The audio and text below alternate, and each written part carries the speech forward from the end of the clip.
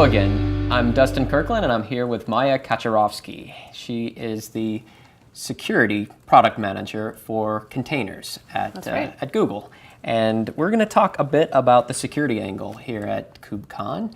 And I think she's got a pretty exciting announcement from earlier today. Yeah, that's right. So Google Kubernetes Engine information about clusters are now included in the Cloud Security Command Center. The Cloud Security Command Center is our single pane of glass for figuring out what's happening in your projects from a security point of view.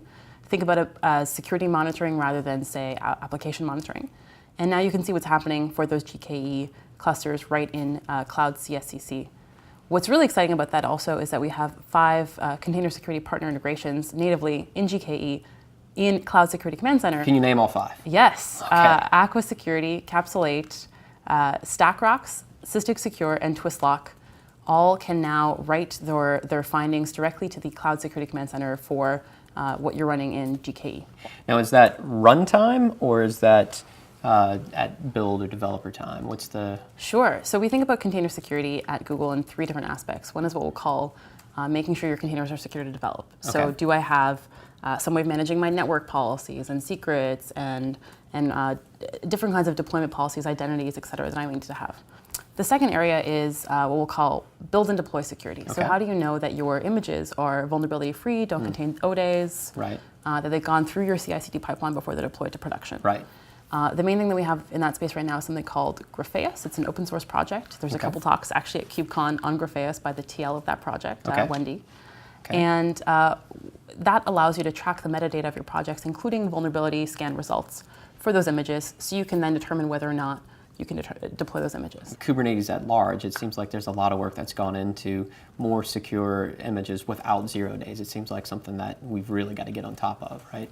It's certainly an area where there's a lot of low-hanging fruit, and there's a lot of customer and partner interest in that space. Right.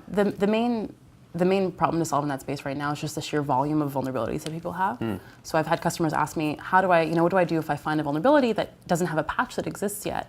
And the reality is, you're probably not, you're thinking too far ahead. Right. You probably have a ton of vulnerabilities that are completely unpatched. Right. Fix those first before you start to worry about things that are unpatchable.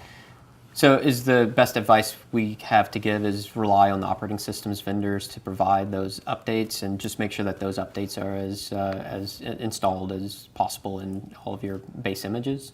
So you're thinking of actually a different layer than what I'm thinking of. Okay. So you can talk about the Node OS and the Container OS. Okay. And Google uses, we use Container Optimized OS as the Node OS, which is open source. It's based on Chromium OS. Right. And we have a great blog post as to why we think that's built in a really secure way.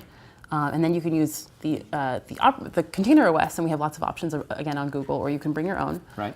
And then we have the image itself that you're deploying, and that might itself have vulnerabilities. Right. So if you're running Nginx, but you're running or WordPress, and that's a two-year-old image, Right. maybe you want to patch that before you deploy it. Maybe Right. you want to check the age of your images. Maybe you want to run some standard scans, et cetera, before you deploy that. And which of those is the user's responsibility versus Google takes care of on your behalf? Sure.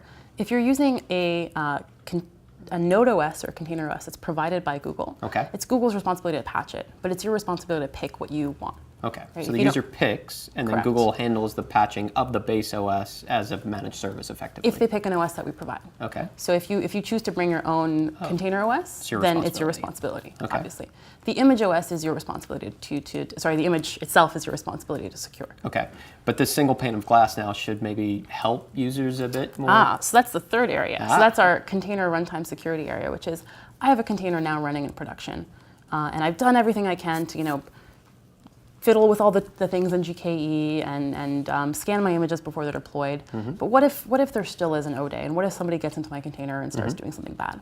How do I detect that, react, do forensics after the fact, et cetera? Yeah. And that's container runtime security. Okay. And that's a super nascent space, an area we realize there's a lot of interest in, hence the integrations of 5 partners with the Cloud Security Command Center. Right. And are any of these helping us with forensics? I'm guessing that's snapshotting the container, knowing what it looked like at various points in time, maybe being able to roll back debug logs or monitoring logs and, trace the origination of the attack? That's a still fairly new capability. Wishful thinking, right? Yeah, a lot of the partners have tooling around a longer set of logs. Okay. So you might have logs that are written temporarily to like a ring buffer, for example. Right. And then once you detect an incident, you flag those logs and start writing those. Right. It's not necessarily like full image snapshotting Right. that's happening yet. That's where we're at today. So we covered the three different areas.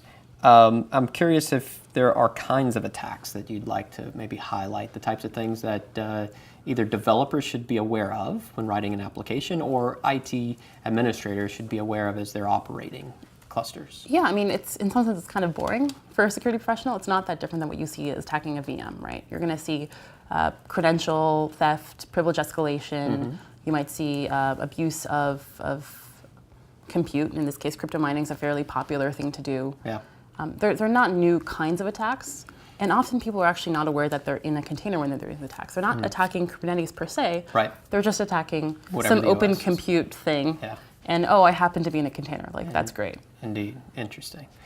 So different question, moving away from security a little bit. Just looking at the community, the at-large community around Kubernetes. Are there maybe any people, individuals in the community that you'd like to recognize as someone who inspires you, has maybe helped you out or helped out the project in the last few months? Yeah, I think we're really fortunate in security. Everyone who's involved in SIGAUTH is really a stellar individual. I'd like to call out like Eric Chiang from Red Hat, CoreOS. He's been really great at doing a lot of the IAM RBAC type work in Kubernetes. If you want a good description of RBAC, go talk to Eric. He will explain it to you in just about to ask you. 30 seconds or an hour long, depending on what you like, and what he does or doesn't like about RBAC. Eric's also been leading a lot of the thought leadership in SIGAUTH, so he's been really great to have him involved. Yeah, that's great. Then finally, one last question. Can you tell us, people are super interested, how you got into Kubernetes? What was your introduction to Kubernetes? People are not super interested. Oh, they're very interested. I'm a very pragmatic person. I worked in security for a while, and I wanted to work on something that I thought was going to 10x in the next 5 years. Containers are going to 10x in the next 5 years. There will be security problems. There you go. We can Job security. And also job security. And ideally, we can prevent those security problems before they happen. All right. Well, good. Well, thank you very much. Thank you.